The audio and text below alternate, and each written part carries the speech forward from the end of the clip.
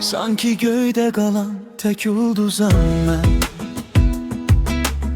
Senden uzaklarda yarımca nefesem. Seni düşünende gece ağırlaşır. Susuram içimde, sözüm alışır. Sanki göyde kalan tek ulduzam ben. Senden uzakta bir buzam ben. Erimeyen, çözülmeyen bu inadlı can. Adını değenmir, yine de yanıram.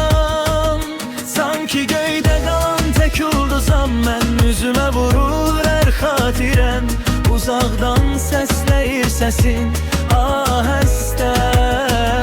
Yetişmir yüreğim senin nefesine.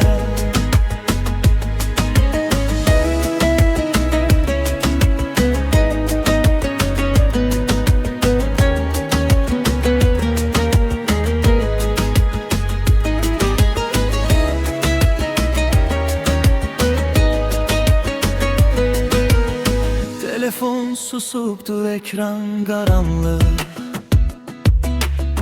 Bir vaxtlar isidən sözlərin darıxır. Pəncərə şüşəsi dumanlı bugün. Adını yazıram, silir küləyim.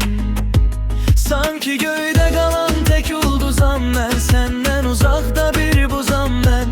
Əriməyən, çözülməyən bu inadlı can. Adını değenmir, yine de yayırım.